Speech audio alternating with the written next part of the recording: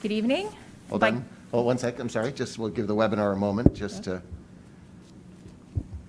come in. Oh, and there's Carl. Okay, great.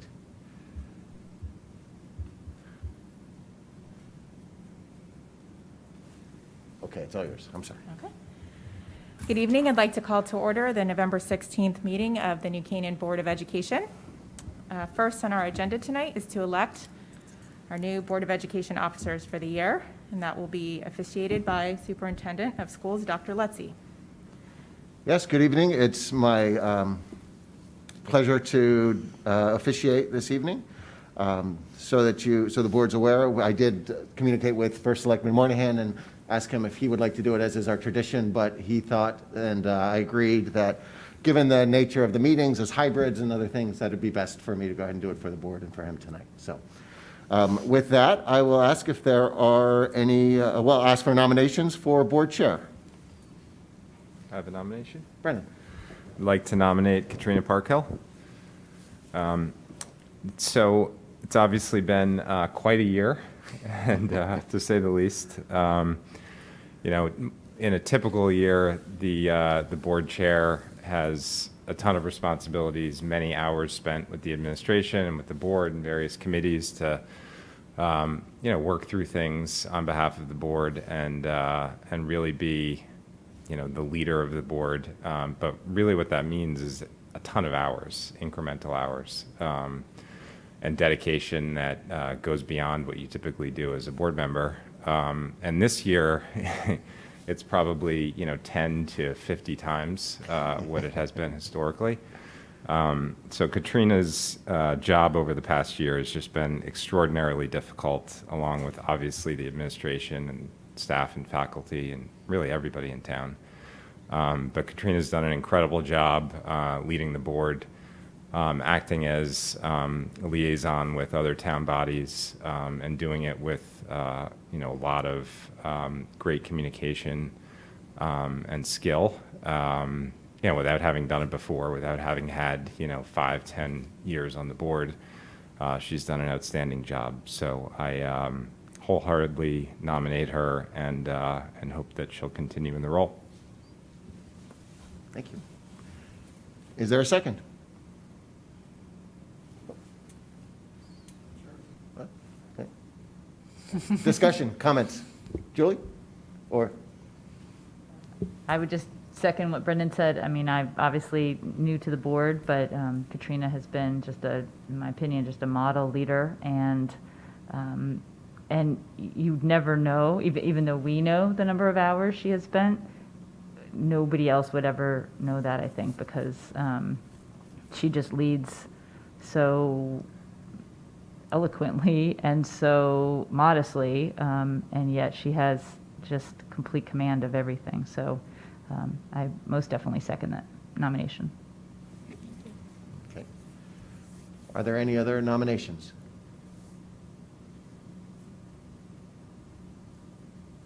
Okay. All in favor?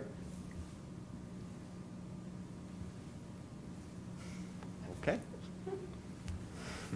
Got it, Lise? She's got it. All right. And now the call is for a nomination for vice chair.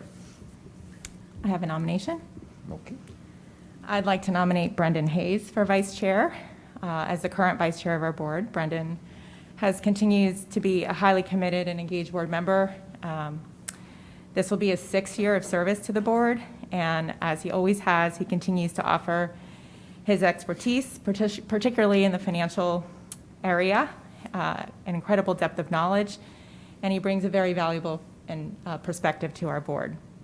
He is always guided by what is best for the students, and as a parent to 3 of them, I know he cares deeply about our district and our schools, and his insights are always offered through this lens.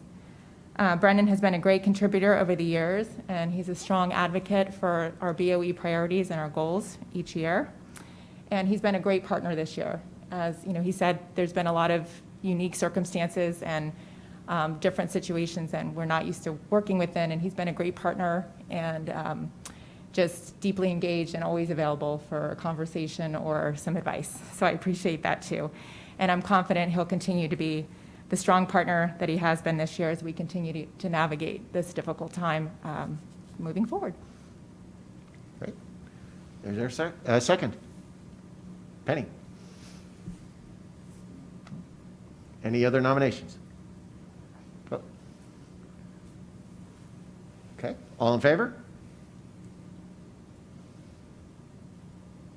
Okay, Lisa got it. And the third is for secretary. Any nominations? Jen? I have a nomination. I would like to nominate Julie Reeves. She has been a tremendous addition to our board. She's been with us almost 2 years, and she's been the recording secretary for the Reopen Committee for the past few months, and has just done a phenomenal job. She's detail-oriented, she's organized, so incredibly thoughtful, and such a great contribution to our board. And I think she's always subbed for me whenever I can't be here, and she's done a fabulous job, and she'll be great. Is there a second? Penny? Oh, or Carl? Okay. Any other nominations? All in favor? Okay, opposed? Abstain? Okay.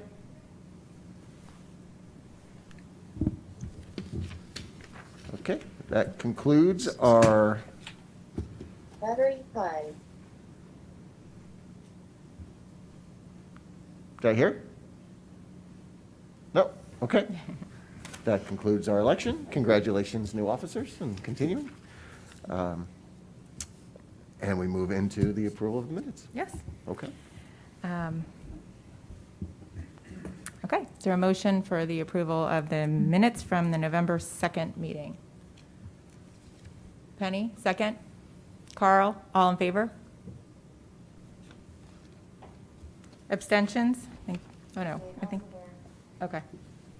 John is abstaining.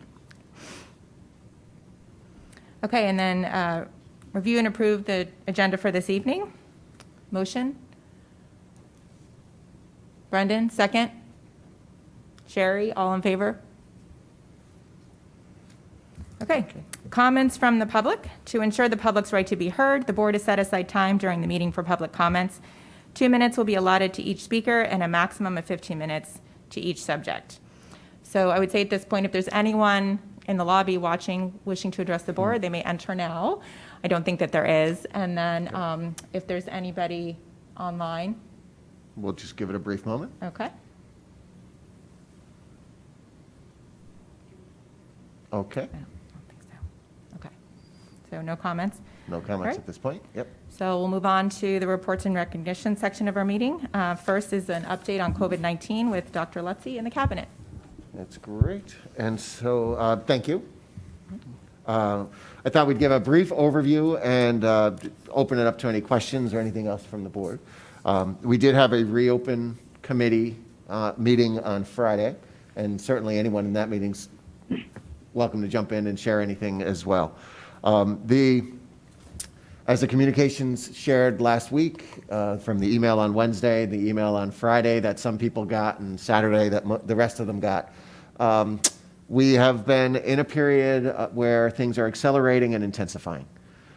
We use those terms in that the acceleration is that the number of cases that we're experiencing across the community, across the state, and across the country continue to increase.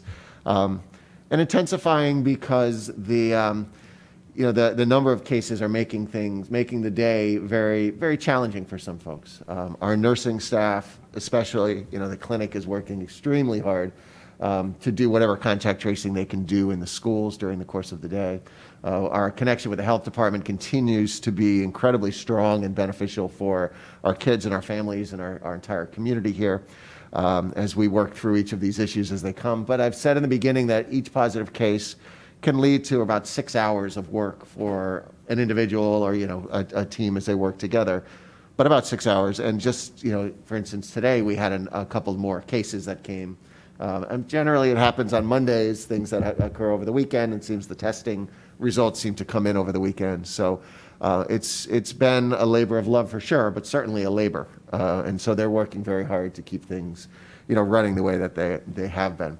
We have transitioned back today to a hybrid at the high school, as you're aware, meaning cohort X was scheduled to come in today, and then of course with the wind and the damage and things that occurred with the storm yesterday, we had some folks who were without power or without Wi-Fi today.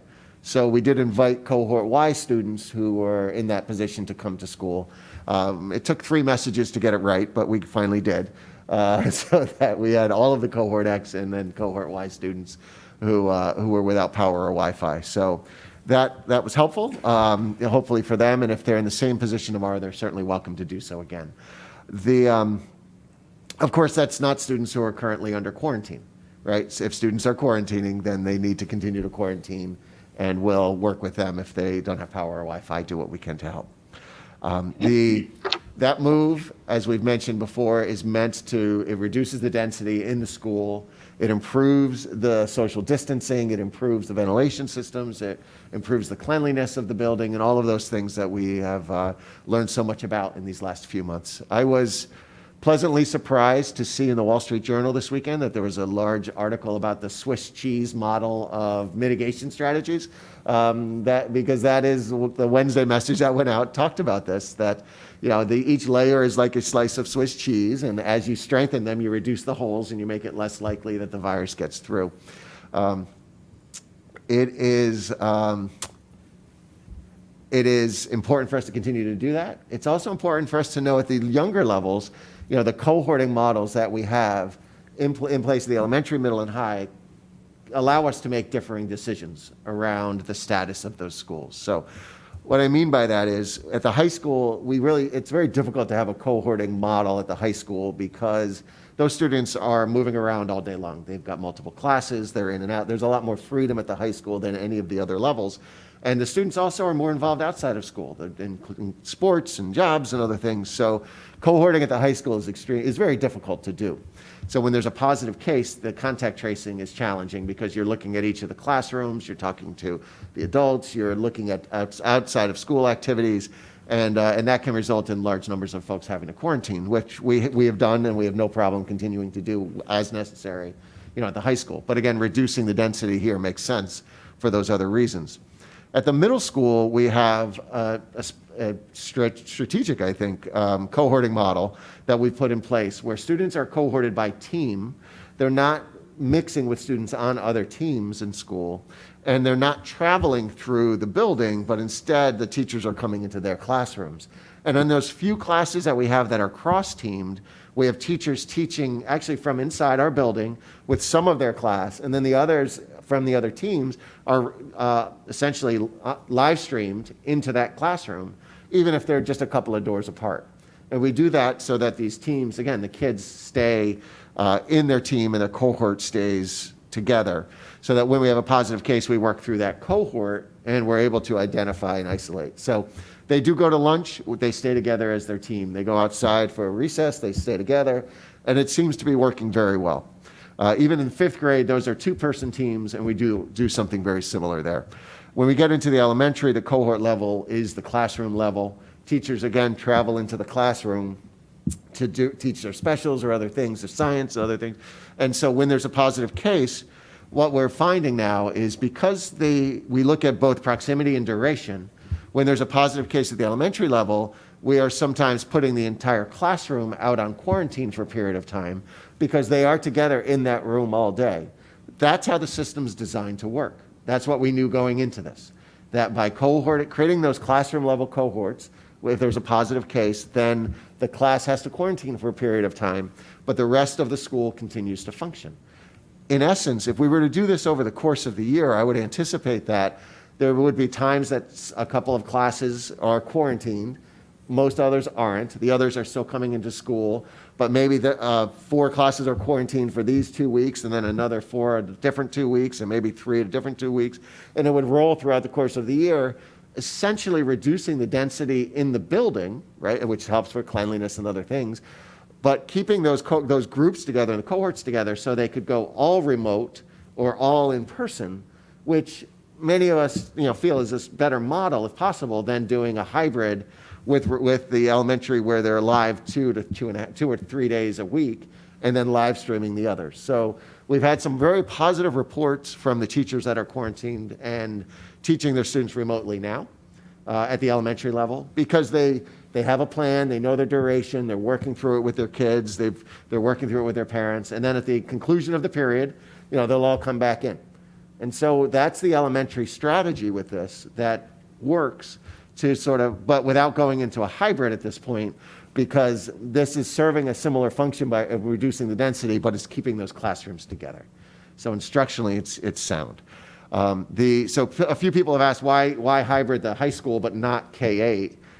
That's the reason. That's why it makes good strategic sense and that's why we put these cohorts together the way that we did and put the structure together. And trust me, it's no easy feat for our teachers to be at Saks in a classroom with half of a class in front of them and the other half of the class another hallway down, and they're unable to bring them together to teach them all together because they have to stay, keep the cohorts apart. It can be challenging, especially for a world language who's been doing it since the start, but they're really doing a miraculous job. Like they stepped into it, they're doing it. They are, if they have problems, they reach out, we work with them and fix it, but they've really stepped forward and they're able to get this done. So that's why we've made this change at the high school and at the other grades. The trends are worrisome when we look at where we were 3-4 weeks back and where we are now. We're optimistic, cautiously optimistic that the people are seeing all of this and learning about what's happening and taking steps in their personal lives to help to mitigate the spread here. There have been a few people have asked about closing or going remote, say immediately after Thanksgiving, or there are some districts you're probably hearing about that have said they're going to go remote from Monday of next week till a week or two after Thanksgiving. The conversations I've had with the DPH and others, they've really advised against what they call date-based closures. Right? So we see the colleges doing this, but they're on a different sort of schedule and rhythm. Really, and I agree with this, it's important for us to remain focused on data-based closures. If we have to make changes in our teaching and our learning and the instruction that we have, we should do it based on the data we have, the trends we're seeing for sure, but not because of a date necessarily. So in the conversation I just had with the DPH, they shared if we're going to, or one of the public health directors who's on the call shared that going to a closure a week after Thanksgiving really doesn't do what people might think it would do. We're seeing it takes 2 weeks, right? And that's the quarantine period is 14 days. Plus, is there an element there that sort of gives permission for people to do things that lead to the quarantine? And the third is if you're going to stay out those 2 weeks, you're only a week and a half before, or 2 weeks before the holiday, the Christmas and New Year's holiday. So why would you bring them back in just prior to going back into another vacation? So you're committing to something that maybe you're not articulating all up front, but it seems like it could easily lead to a longer duration close. And while people, I think, are making these decisions based on sound reasoning and judgment and the information that they have in front of them, my recommendation and guidance is to continue to use data to drive our decisions, to look at the trends, and to take it a step at a time and a piece at a time.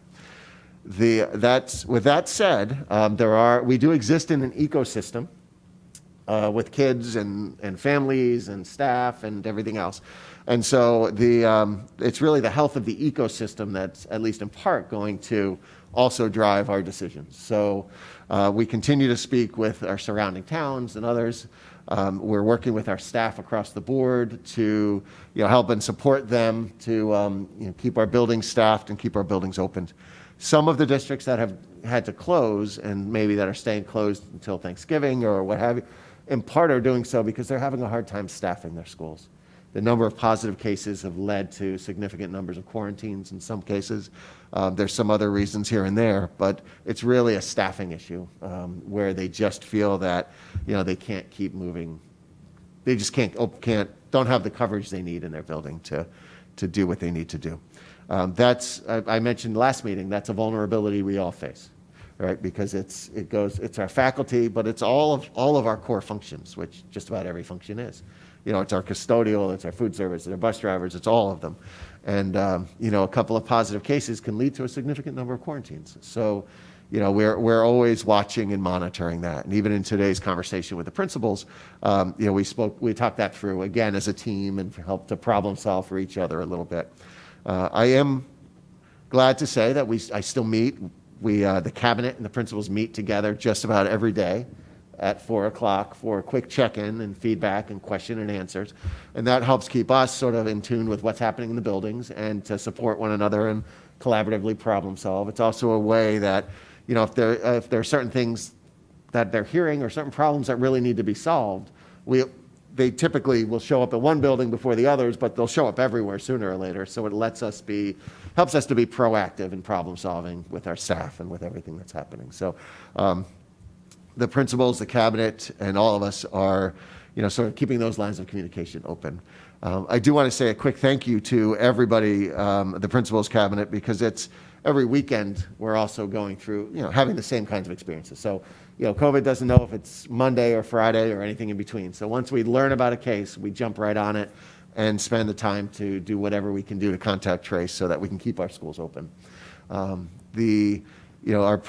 goal is to keep our schools safe, provide world-class learning for education for our students, and to keep our schools open, in that order.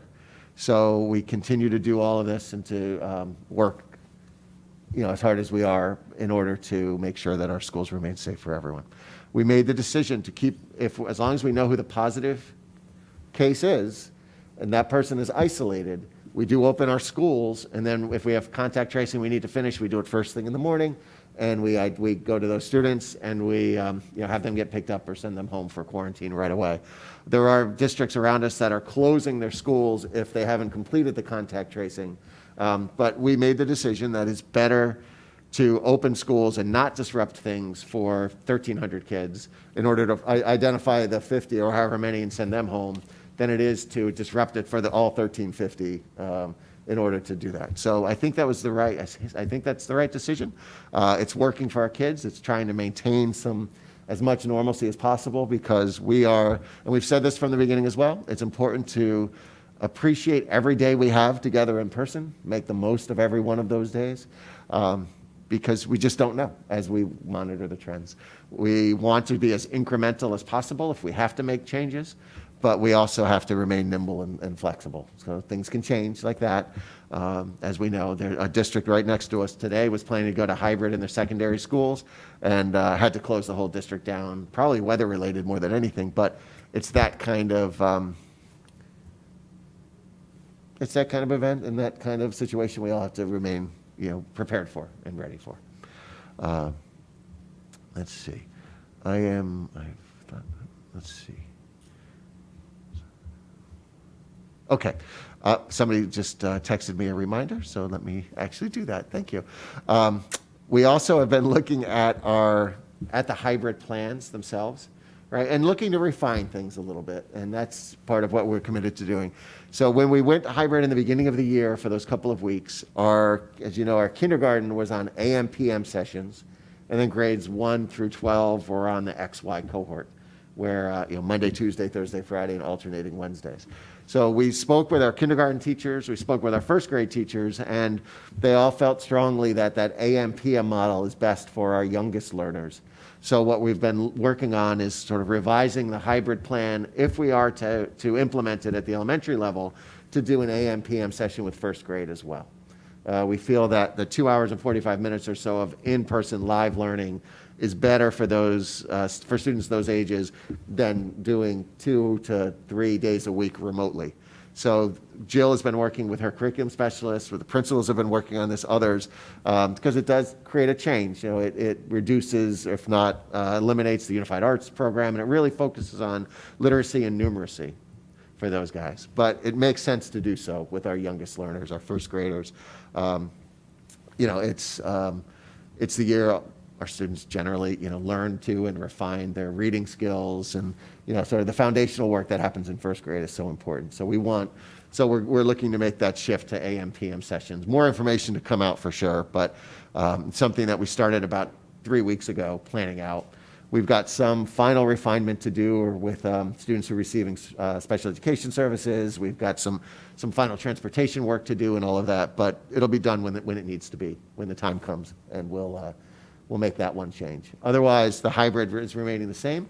I did ask Principal Egan to talk a little bit to the teachers and to the students to see if there's any value in flipping the X days and the Y days after the holidays. So maybe Y would be Monday, Tuesday, and X Thursday, Friday. And right now we don't want to confuse anything or anyone, so we're just leaving it the way that it was to start the year.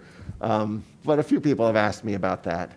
We had the good fortune to be able to start this on Monday, but we also have to recognize that there may come a time where we have to go into a hybrid, say at the 7th and 8th grade level or the middle school level, and maybe it happens on a Thursday. Maybe it happens, different days of the week. I like pattern and structure and routine, but it doesn't matter. It doesn't matter what I like. We have to keep adjusting as we need to. So we'll keep our eye on things. So I just, to the folks who are asked to make that change, we are still in mid-November. It's a long year, and there are a lot of variables at play. But Bill's going to ask that question for us, and we'll get some feedback and see if we want to make a change maybe after the Thanksgiving holiday. I guess, the two other little things. We're all battling COVID fatigue a little bit now, right? And we're probably seeing it in our own lives. We're seeing it with their kids. We're seeing it with teachers and others and those around us.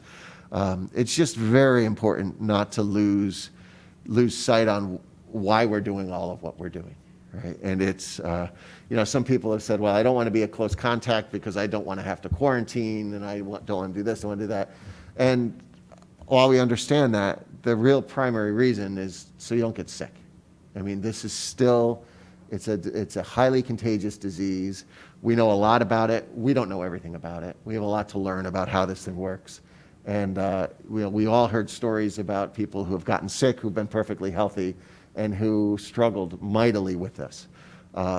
So it's just an important reminder, I think. We've been having the discussions and doing what we're doing and going where we're going. And that's all good stuff, and it's important for us to keep taking steps forward. But we have to do it with our eyes open and not lose sight of why we're all wearing masks, why we're doing the things that we're doing. And it is really to protect ourselves and each other from a highly contagious disease that can be dangerous. So that was a reminder again over on the call tonight, and I just want to say that very clearly.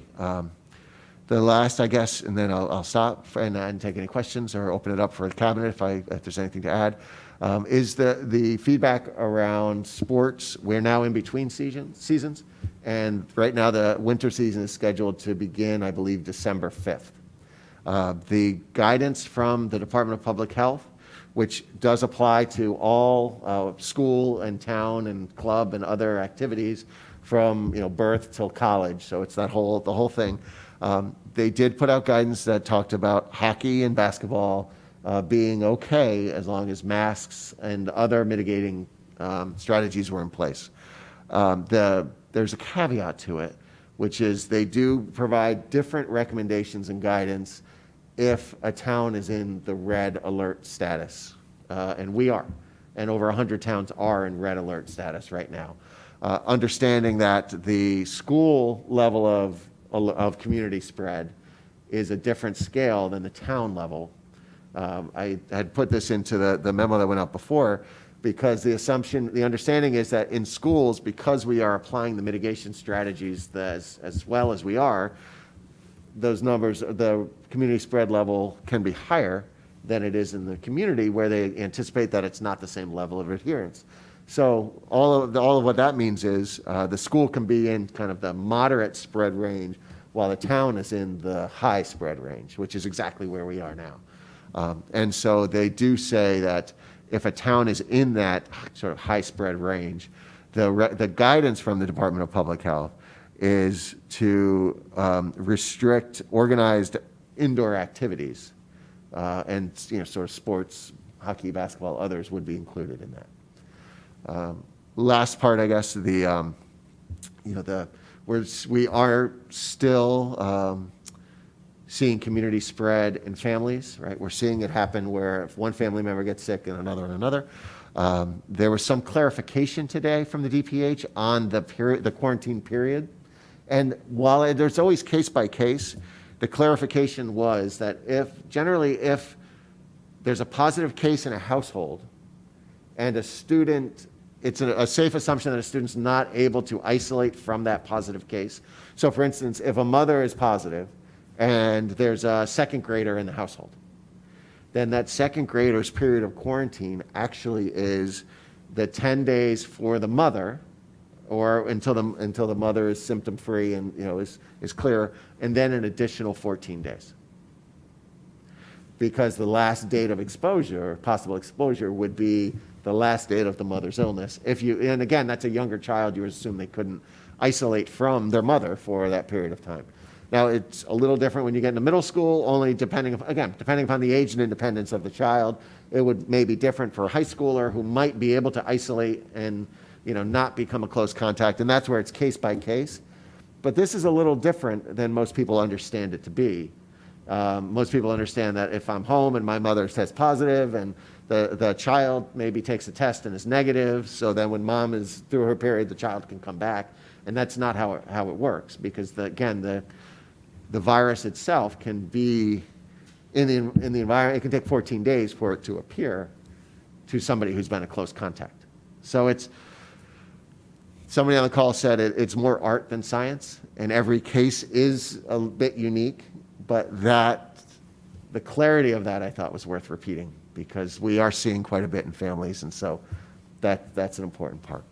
The other thing is, we still continue to hear about and to see spread because of gatherings outside of school. We're seeing it with the adults, we're seeing it with kids, we're seeing it, across. And we see it because that's what contact tracing is. Like, we have to ask them and find out what they had done. If, the positive is on a Monday, we have to find out what they did through the weekend, who they were with, where they were. And so it's not that we're hearing stories necessarily, we have to do the investigation and we're learning about them. So we have to just ask again, it's just so important. Again, we want to keep our schools open, but we need to make sure that we keep people safe. Like, that's our top priority here. So for that reason alone, we just want to, again, just reiterate how important it is to follow those guidelines and keep yourself and thereby each other safe. And with that, I will pause for a moment and see if the cabinet has anything to add around a COVID update, or see if the board has any questions or any clarifications. The only thing I would add, Brian, is when transition into the hybrid at the high school, we are, keeping our most complex learners in on a daily basis. They're coming every day still, or have the option to come every day still. We feel that's the right decision for those students. They have a tremendous difficulty benefiting from any remote learning. So those most complex learners are, continuing to come every day. Thanks, Bill. Penny, question? Thank you for that extensive update. That was perfect. And for all, and everybody on the team, the administrative team, for doing. Just thank you. So I had two questions. Sure. The first one is, are we with the asymptomatic cases, is there anything that we're seeing about the age group of the asymptomatic cases? And then the second question is, in terms of the cases that are coming from social gatherings, is there any pattern that we're seeing from those, such as if people get together in a restaurant, we're not seeing as many cases. If people get together in each other's homes, we are seeing more cases. Is there anything any more information or detail that makes sense to let people be aware of? Sure. So on the asymptomatic question, as you know, 2 Fridays ago, we had our testing 540 asymptomatic people, students and teachers, and there were 0 positive cases. So we felt pretty good about that. The last Friday, I believe there were 5 cases after 340 or so tests that were given. All of the testing we're doing is asymptomatic, right? So we want it to be that. If somebody is symptomatic, we want them to see their doctor, go and get tested through their doctor. So this is really for people to be able to access that. So the cases that we saw, they were not high school students, I do not believe. So I think that's a positive sign, a little bit. We do this, the disease itself can have very mild symptoms, as we know. So we really are urging people, stay home if you don't feel 100%, if you don't feel like yourself. But it can just be a slightly runny nose. It can be, very mild symptoms in those asymptomatic spreaders. At this point, we don't have enough to say we have a pattern of who the positive asymptomatic people are, beyond to say, again, that of our testing that we've done, so 900, approximately 900 people, we've had those 5 positive. So it doesn't seem, at least, now there's, statistically, you could talk about self-selection, and people who went to get tested may be more careful because, and the fact that they went testing, the testing shows that they are a little more, actively involved. So there's lots of ways to read into it, but I see it as at least a promising sign to begin with. What we are seeing for the spread in those gatherings, it does in part have to do with the number of people, the location, right? If it's a poorly ventilated space, if it's a group that's together for a longer period of time, those are the perfect conditions for a spreader event. So if it's a large number of people in a relatively close space that doesn't have great ventilation, and they're there for a couple of hours. So it sounds a lot like a high school party, right? Or a college party. So those are the events that one can easily turn to 10, that can easily turn to more. But we are seeing it even with, there's been some examples of people that were gathered outside at a fire pit, and 8 people were there and 6 of them became sick. And they were outdoors the whole time. So it's not enough commonality to say, do this, don't do that, beyond saying, always wear your mask and be, extra careful right now, and don't, go into larger groups, and don't stay in one place for an extended period of time, with a group of people outside of your household. Those are still the patterns we see. We were just talking about, can we get granular enough in our data to actually be able to say, this many cases came from this source, this many from that source, so we can really drill into it. We have some of that from the Hartford area, but they have an epidemiologist on staff in their regional health department. So they're drilling down to that level as they're doing their contact tracing. We're not able to do that locally here, but we can probably learn from them. So I'll be looking at those data in the next couple of days and see what we can learn from there too.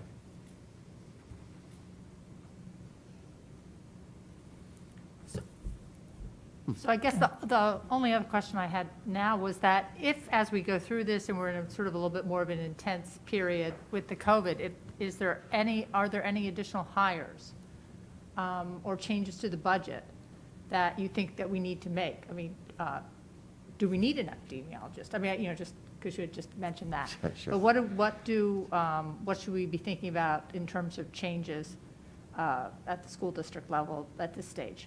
Mm-hmm. We are looking at how can we redeploy people from one building to another, depending upon, if we're in different modalities or different things are happening. How can we get people? Because there are times where a teacher may need to quarantine, but we want that teacher to teach remotely. So then we need somebody in the classroom to cover, but it doesn't necessarily have to be the same level of skill as we would need if somebody were there teaching the kids for 2 weeks, because the teacher will be going, logging in to do that. So we're continually looking at it. We have our subs in the buildings, but in truth, one of our buildings today, we had a significant number of absences at one of the buildings, and it was I don't want to say a miracle, but it was a close call in getting everything together and being able to run our building there.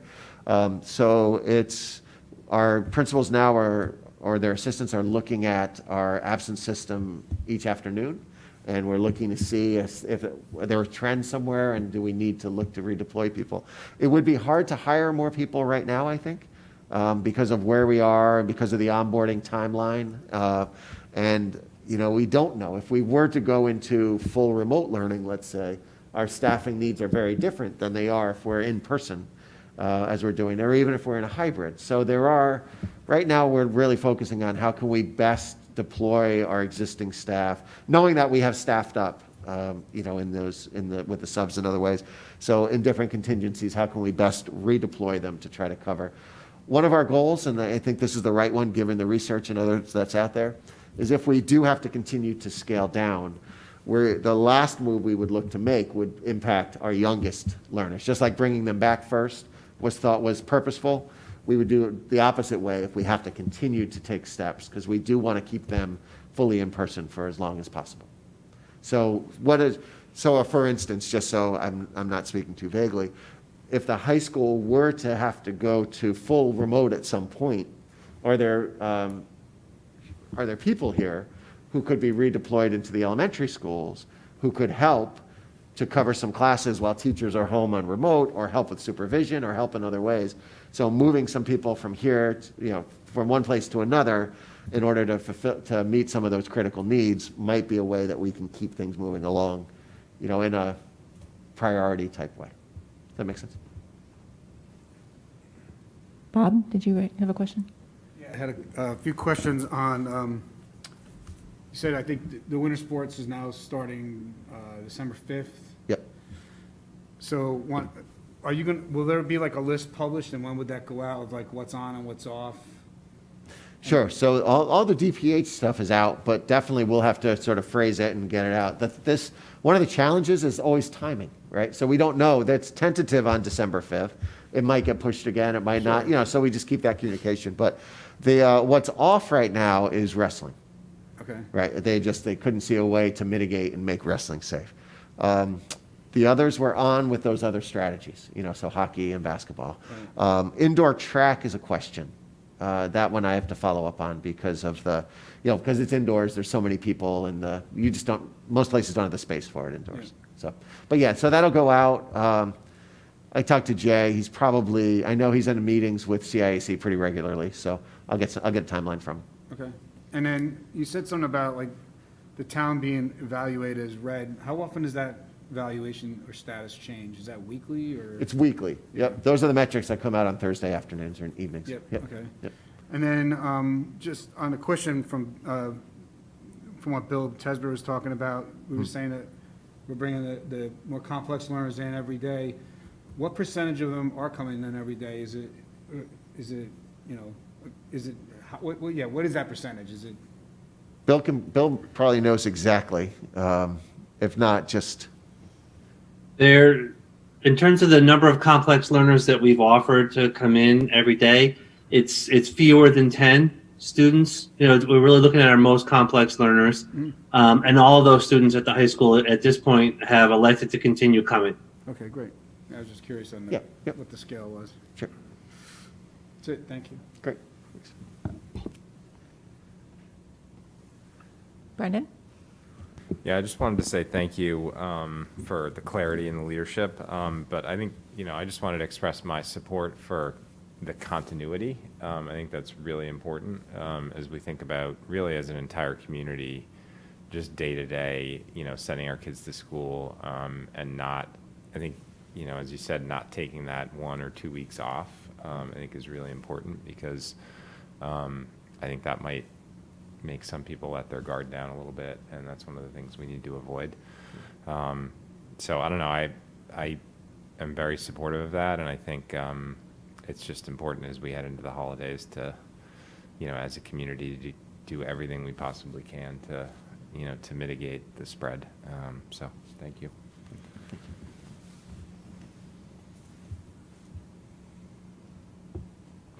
I just had one question on is the alternative school, is the downtown campus open 5 days a week, even now, or? It is. Bill, do you want to speak a little bit about the schedule over at the downtown campus? Sure. Currently, the schedule for the downtown campus, the students are all coming in daily, or they have the option to come in daily at the downtown campus. Currently, we have 2 students out of I think we're up to 9 or 10 students there.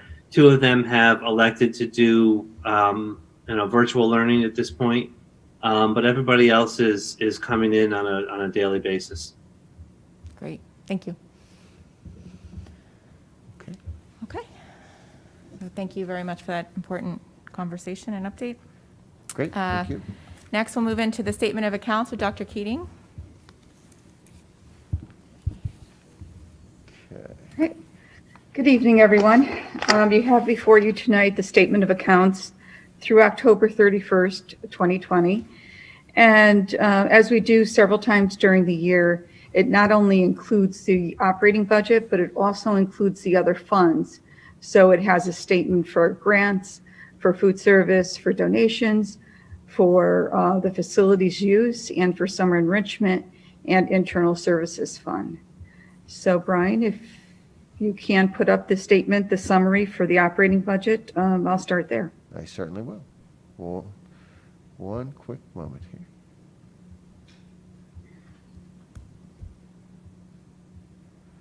There we go. Okay.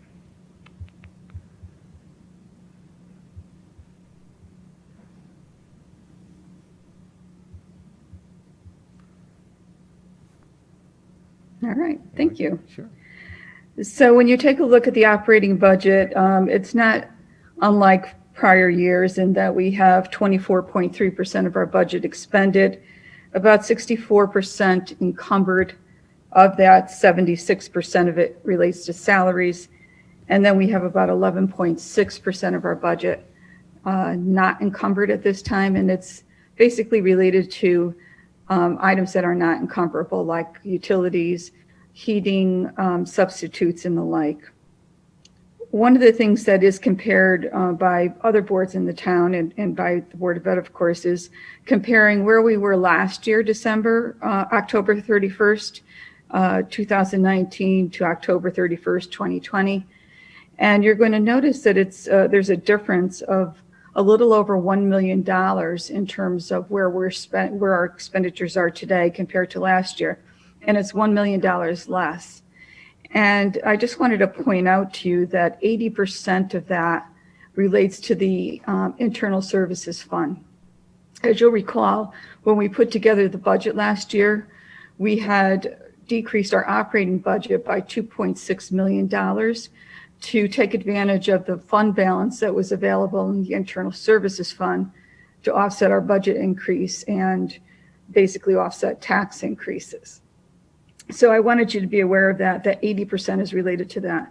The other 20% can be summarized into a few accounts: staff training and PD, travel expenses associated with that and accommodations, and athletic transportation. That's another big piece that we haven't expended so far this year. So between those three areas, that is the main primary reason why our current year budget is about $1 million less than last year's. And we're going to continue to bring this point up about the internal services fund, because of course that $2.6 million was to mitigate our operating budget increase, but it wasn't mitigating actual expenditures. So as we go through the statement tonight, I'm going to point out in that final statement of internal services fund how the numbers for claims experience are playing out thus far this year. So Brian, if you would bring up the other statements.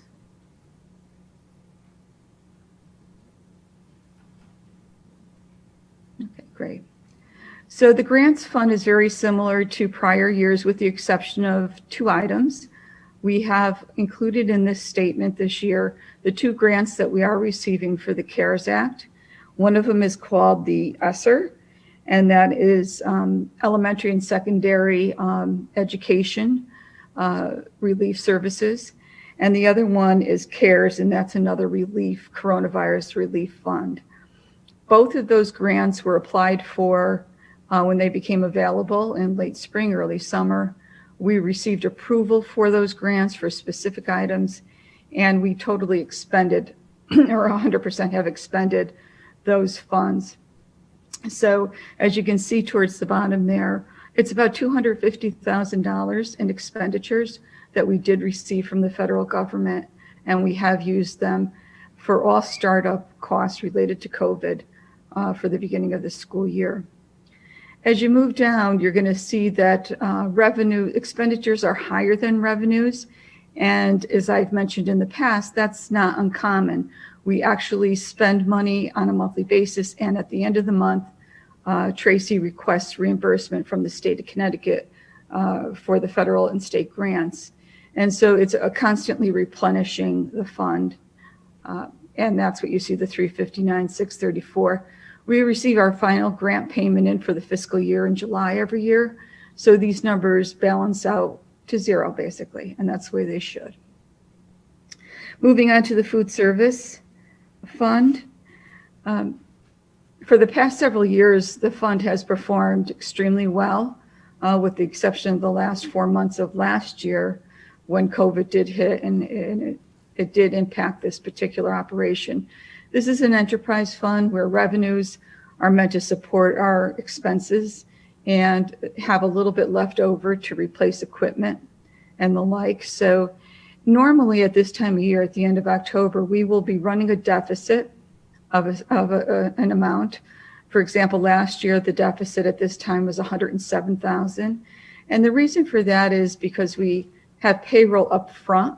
We start paying people before we actually start generating the bulk of our revenue for any given month, and also the restocking cost of the goods that go into the program. This year, if you could kind of scroll down, Brian, we are, our deficit is at 352, 623. It's almost 3 times the average that we had last year. And that is really related to 2 things related to COVID. One is the fact that we were in hybrid for several weeks, I think 6 weeks, and then we gradually brought everybody back in. And then the other item is we have modified our menus to facilitate the health requirements that we have for the program. When we entered back in more full-time for the elementary, then the middle, and eventually the high school, we saw the norms of our sales rebound significantly. So with regards to the elementaries and SACs, it was pretty much on target with last year.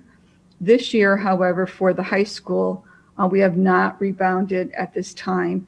And we believe a lot of it has to do with, or a significant portion has to do with the fact that our students are encouraged to go off campus for their lunch and for their breaks. So this is something that we're going to have to watch and really manage throughout the year. We do have a commitment this year in our budget to send $200,000 over to the Internal Services Fund to help mitigate about 50% of health insurance for the employees in the food service program. So that's another hit that we're going to be taking into this fund. If you move down, Brian, a little bit to the balance sheet there, you're going to see that fortunately this fund has performed very well over the last few years. And we had $953,705 in fund balance going into the year. And we still do have $601,000 available for the remainder of this year. However, if we continue to trend as we have been, we're going to have to manage this very tightly. With regards to the next statement, which is a combined statement for facilities, donations, and summer enrichment, we've had very limited activity for facilities rental this year because of the fact that we're not renting out our indoor facilities. What you're seeing here is a little short of $7,000, relates to outdoor facilities, primarily Dunning, and we've leased out a few of the tent areas, but it's mostly related to the use of Dunning. This is a break-even account for the most part, so we don't expect to have any issues with regards to revenues, taking care of expenditures. The only point of concern I have, which is not a significant dollar amount, but each year we do give the town $10,000 out of this fund to offset as a revenue to offset some building expenses that they've supported over the years. And we may need to go to the town and just let them know that we don't have those funds this year. With regards to donations, we are on target with donations. The parent groups in town continue to be extremely generous with the schools and have supported the requests that have come down. Regarding summer school, we talked about this a little bit in Ed Resources today. The program ran a deficit this year. And when we offered the summer enrichment program this year, we knew that we were going to have to dip into some of the fund balance to pay for it. You know, the truth of the matter is we wanted to provide opportunities for our students with regards to the program, but we didn't have the participation that we normally do have. And so the instructor to student participant or child participant was much lower than it has been in the past. So we did know that we were going to have to supplement and support that program. And it was about 30,000. And I think if you scroll down a little bit, Brian, you'll see that we did have fund balance going into it of 200 and, let me just see. Can you scroll down a little bit more? Yeah, here we go. We just keep on scrolling. Oh, somehow that, okay, here we go. So we had 254,000, and it was a $30,000 loss this past summer. So we have 224,000 remaining in the fund. And this fund balance has been consistent at around 250 for several years, between 250, 275. So the loss really is not going to have a significant impact if we rebound next summer. And then the final statement that you have tonight is the Internal Services Fund. And I wanted to put into this fund this time around our actual activity through the end of October. As you recall, as we just mentioned, we had planned during the fiscal year budget for this year to put 2.6 million, almost 2.7 million as an offset to our operating budget. What happened last year during the last 4 months of this school year, we underspent our claims and other expenditures by $2.3 million due to COVID. There was a lot of maintenance type of procedures that were put off because of the virus. And as a result, we did end up with $2.3 million. However, as we went into the summer and into September, October, what we've experienced is a higher than normal trend on claims. And so where we would normally spend during this period of time, 3 million, 3.2 million, we are at $4.6 million.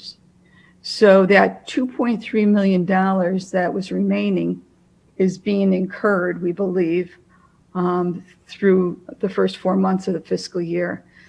Ed Resources has asked Joe Spurgeon to take a deep dive into it to kind of analyze that and see if our assumptions are correct. So I'm going to be in touch with him over the next couple of days. And we'll continue to watch this very carefully. If we go out, if COVID, really restricts hospitals as we move forward, we may see something similar that we did in the spring, or we may continue to see people catching up on their procedures. We just have to really wait and see where this particular fund goes. So we'll be monitoring it regularly as we do all the time. And we'll report out to the Ed Resources and the board if we have concerns. Happy to take any questions. Brendan? Thank you, Joanne. I just have one question on the stop loss. Did we end up at the $800,000 for the stop loss, or we had a different number for the year? No, it's actually, I think it came in 700 and change. I think we have about 100,000 on that left in that particular account. Okay. And we went out to bid it with the town. We actually changed to another vendor with the town.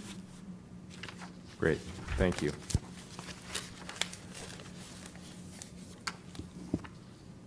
Okay. Thank you, Dr. Keating. All right. Moving on to action items.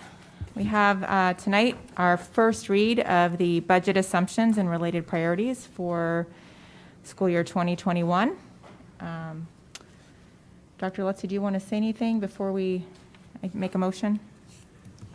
Sure. Well, just briefly, I'll say that as you're aware, the budget assumptions and related priorities is a way that we assure that our budget development process remains tightly in alignment with our district goals that we establish. So this is a way that we take those goals, we look to build some language around how to operationalize those goals and the resource needs that could be required in there.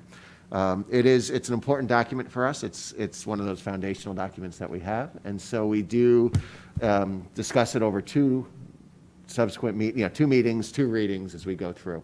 So tonight is a first reading. I know that you haven't seen it before today, So the new language is in red, and there's less in red than would typically be there, but that's because of what happened in March, right? So the budget assumptions that we developed for the 1920 budget, many of them carry forward here into 2021, given that we had to hit the pause button, and we're trying to keep things going. Given all that's happening, we might see similar ones in 21, 22 as well, as we look at the pace of things. But it's a way for us to keep things, moving forward and make sure that our resource allocations are focused on our district goals. Thank you. Sure. So motion to approve as a first reading, the 2020-21 budget assumptions and related priorities. Penny, second. Brendan? Okay. Discussion? Questions? Brendan? Yeah, I just have a question, and that it's sort of generic or general, but I just wonder, are there things, have we had time enough as a district to sort of breathe and say, are there some things that we used to do that we're doing differently now, and we kind of like how we're doing them? Innovation that's come out of, the necessity of doing things the way we have to do them right now, or some things that maybe we used to do to say, geez, we don't really need to do that anymore, either in that way or at all, because we're doing things differently. Is that something that you foresee coming out of all this, as part of this process, or is it something that's, maybe next school year? How do you think about that? Yeah, so I love thinking about that, and I wish I had more time to. You have a ton of time to do it. Exactly. I think we all feel that way. But we are, right now, as we're problem solving, we are making those decisions around what can we, what should we do less of, what should we do more of, and what should we do differently. There are opportunities for innovation here that we will be capitalizing on. But right now, in truth, we are triaging and problem solving, and that's just where we have to put our energies. But it is, when you think 2-3 years down the line, it's actually pretty exciting to think about how things could be really sort of how the changes that we've seen in education can really be accelerated through the experiences that we've had, I think is the right way to say it. There are things that we're doing now that a year ago people would never have imagined possible. And we're doing them really well. So we're not going to, the goal isn't to return exactly back to the way things were, but to learn from what we're doing and evolve. But we're not there. To be frank, there's right now we are spending all of our time and energy keeping things, doing what we're doing, and making every decision possible to keep doing it as well as we are. But I absolutely believe that's going to be an outgrowth of what's happened. Great. Thanks.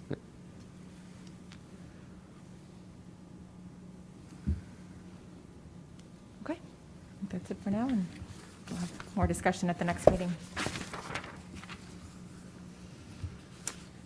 Okay. Any comments from the public? I don't believe anyone's here. Dr. Lutz, are you saying anything? No, we are good. I think people are probably watching the YouTube instead. Okay. So announcements and future business. Sure. So our next board meeting is Monday, December 7th. How time flies. That gets us right. That's the meeting before our budget workshop, which would be the following Monday night. So our budget process has begun. It's well underway. Their meetings are occurring and people are building their budgets for each of our cost centers. So we'll be prepared on the 14th for our budget workshop. And on the 7th, we will have our district calendar ready for review. We'll have a second reading of these budget assumptions. And again, we'll reach out to Joe and see when he's available to take a deeper dive into the insurance, because I do think it'll be very interesting to hear from him what those macro trends look like in the insurance industry and in school systems. It'll help us for our thinking about where to go with the insurance for the 21-22 school year. So between now and then, I hope everyone has a very nice Thanksgiving. It's going to be a different Thanksgiving, I think, for just about all of us. I do encourage people to take advantage of the testing that's available, whether it's here at Lapham, on Fridays it's there. Also, through your own insurance company, it's likely that you can request a kit. Many are doing that now, where you can just order a kit. It comes in a day or two, collect your own sample, send it back, and you get the results in a day or two. it's an important way that we'll be able to understand what's happening and make some good decisions and keep ourselves and our loved ones and our community safe. So I would encourage people to take advantage of that, especially if they're planning to see others on Thanksgiving.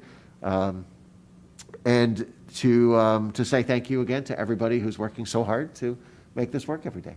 So thanks. I just wanted to add to that, a couple things I wanted to say. First, I wanted to acknowledge Jen and just say thank you for, I know you'll be rolling off as secretary, but you've been an absolutely phenomenal secretary to the board over these past several years, and I just wanted to say thank you for keeping us all organized and on top of things, and just for your contributions. And I know you're still very much a valuable member of the board, but we appreciate all you've done. And just to echo your sentiments on Thanksgiving, given that we won't be together again until after the holiday, I know there's been such an outpouring of gratitude and support from the community, and I hear it all the time, and I know we all hear it all the time, and I just want to say thank you to you, Dr. Lutzy, and to all of the members of our cabinet, our principals, our teachers, our custodians, nurses, all the staff members that make everything go. It's an incredible time, and I know everybody's hearts are full of gratitude and thanks. So I hope that you all will take a pause, truly, and a deep breath, and enjoy your time with your families at home, and take a truly, truly deserved break from school. So thank you all. And lastly, I'd like to say happy birthday, Bill.